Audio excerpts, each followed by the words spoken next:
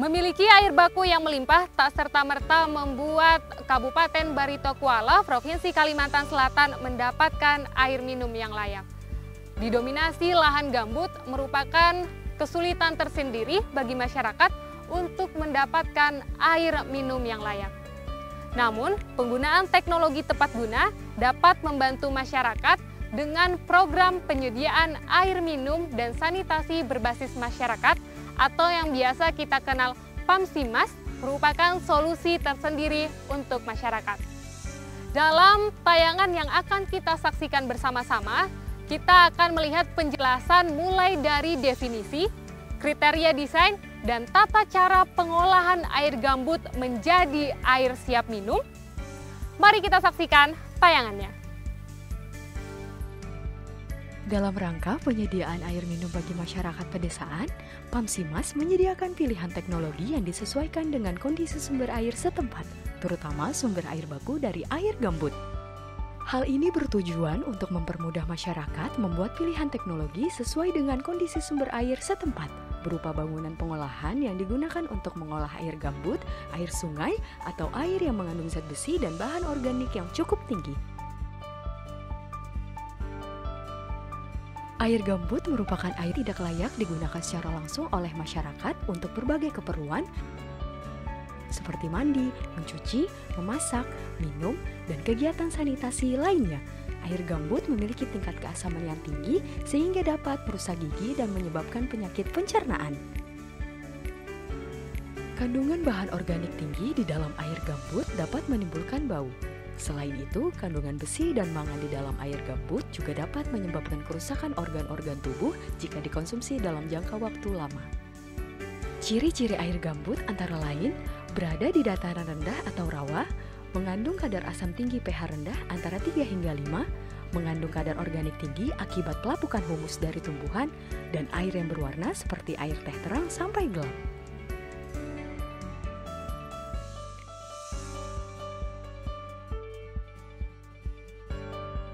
Proses pengolahan air baku terdiri dari beberapa tahap.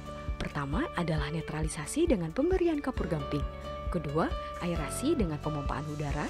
Ketiga, koagulasi dengan pemberian tawas. Keempat, pengendapan. Dan terakhir adalah penyaringan.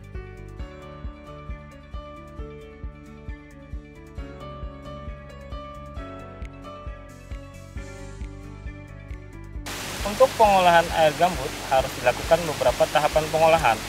Tahapan pengolahan dilakukan berdasarkan karakteristik air baku. Secara umum, alur pengolahan air gambut dimulai dari proses netralisasi, koagulasi, flokulasi, sedimentasi, filtrasi, absorpsi karbon aktif, dan proses disinfeksi. Netralisasi. pH air minum yang diperkenankan adalah 6,5 S8, umumnya air gambut memiliki pH di bawah 5. Untuk menetralkan pH dilakukan pembubuhan soda ASH atau kapur padam CaOH2. Banyaknya penggunaan soda ASH disesuaikan dengan pH air baku. Rata-rata kebutuhan soda ASH untuk menaikkan pH sesuai kriteria dengan kapasitas pengolahan 1 liter per detik adalah sekitar 43 gram per jam. Koagulasi, flokulasi. Koagulasi-flokulasi dilakukan jika air baku mengandung koalaid tinggi yang selanjutnya dilakukan proses sedimentasi dan filtrasi. Proses koagulasi dilakukan dengan cara pembubuhan atau injeksi koagulan ke dalam air baku. Proses koagulasi adalah pengadukan cepat dalam pengolahan air untuk menghasilkan turbulensi air sehingga dapat melarutkan koagulan. Secara umum, pengadukan cepat dilakukan pada gradien kecepatan 300 sampai 1000 per detik. Flokulasi atau pengadukan lambat adalah untuk menghasilkan pengadukan dengan kecepatan lambat yang menghasilkan gerakan air secara perlahan dengan gradien kecepatan kecil 20-100 per detik dengan tujuan untuk menghasilkan flok-flok yang besar yang mudah mengendap. Pengadukan cepat dan lambat ini dapat dilakukan dengan 3 cara, yaitu: pertama, pengadukan mekanis, yaitu metode pengadukan menggunakan peralatan mekanis yang terdiri dari motor bertenaga listrik. Kedua, pengadukan hidrolis, yaitu pengadukan yang memanfaatkan aliran air sebagai tenaga pengadukan. Pengadukan pneumatis, yaitu pengadukan yang menggunakan udara atau gas berbentuk gelembung. Dosis koagulan yang digunakan disesuaikan dengan jumlah partikel koloid dalam air baku. Jenis koagulan yang umum digunakan aluminium sulfat atau biasa dipasarkan disebut tawas.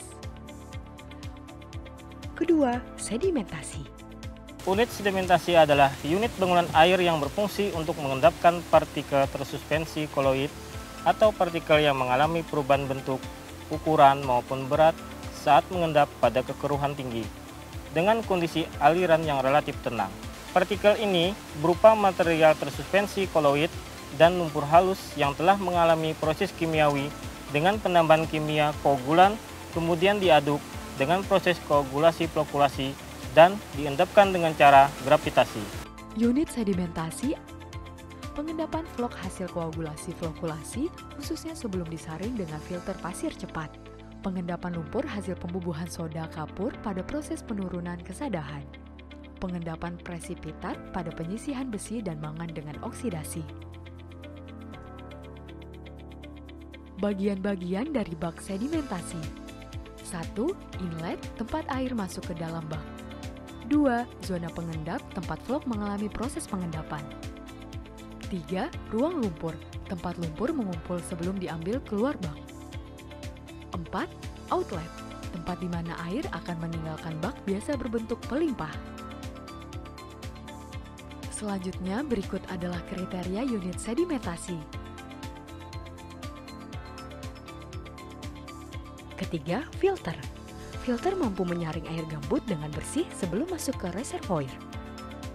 Unit saringan pasir cepat adalah bangunan pengolahan yang berfungsi untuk menyaring material yang lolos dari proses pengendapan di bak flokulator. Dengan efisiensi penyaringan mencapai antara 90 sampai dengan 98%. Unit filter atau saringan pasir cepat adalah saringan pasir yang dapat meloloskan air dengan kecepatan berkisar antara 4 sampai dengan 21 meter per jam. Selanjutnya, dilakukan pengolahan untuk menurunkan kadar besi, mangan, dan bau. Pengolahan ini menggunakan zeolit, manganes ginseng, dan karbon aktif. Tandon zeolit. Zeolit memiliki kemampuan menghilangkan dari air zat-zat berikut. Amoniak dan asam humus. Proses menghilangkan zat tersebut bergantung pada pH dan kandungan asam humus dan amoniak dan waktu kontak. Percobaan menunjukkan bahwa proses berlangsung sempurna bila pH air sama dengan air alami. Besi dan mangan. Zeolit mampu menghilangkan Fe dan Mn antara 22-90% dan 61-100% bila menggunakan zeolit alami, clinoptilolide. Arsenik. Zeolit juga mampu menghilangkan arsenik, bahan yang berbahaya bagi kesehatan yang terdapat dalam air tanah di beberapa lokasi. Tembaga dan seng. Zeolit juga mampu menghilangkan Cu dan Zn. Kedua logam ini selalu terdapat dalam alam bersama Fe dan Mn. Tandon MgS berfungsi untuk mengadopsi besi dan mangan, terutama mangan.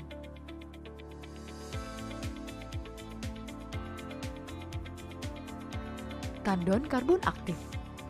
Karbon aktif berfungsi untuk 1. Menghilangkan warna, 2. Menghilangkan bau, 3. Menghilangkan rasa. Desinfeksi adalah unit pembubuhan larutan desinfektan yang berfungsi untuk membunuh bakteri patogen, alga, dan mikroorganisme yang masih ada proses pengolahan. Kaporit atau sodium hipoklorit dibubuhkan ke instalasi pengolahan air bersih secara gravitasi atau mekanis. Keperluan perlengkapan desinfeksi. A. Bak kaporit. 1. Bak dapat menampung larutan selama 8 sampai dengan 24 jam. Kedua, diperlukan 2 buah bak, yaitu bak pengaduk manual atau mekanis dan bak pembubuh. B. Bak harus dilindungi dari pengaruh luar dan tahan terhadap kaporit.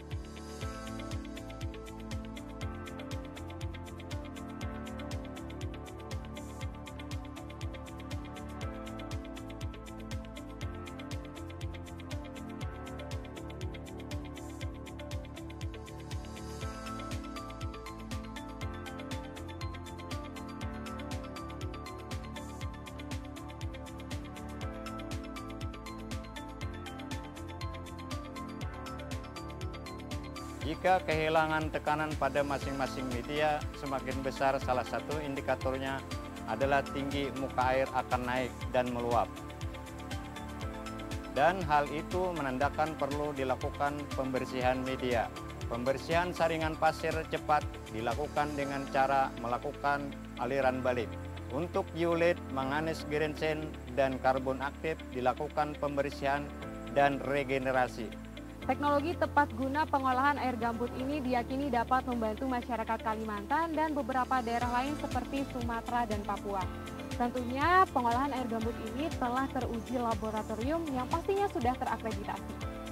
Demikianlah video tutorial pengolahan air gambut menjadi air yang layak minum bagi masyarakat. Semoga video ini dapat membantu kita semua dan beberapa masyarakat di luar sana. Salam Pamsimas.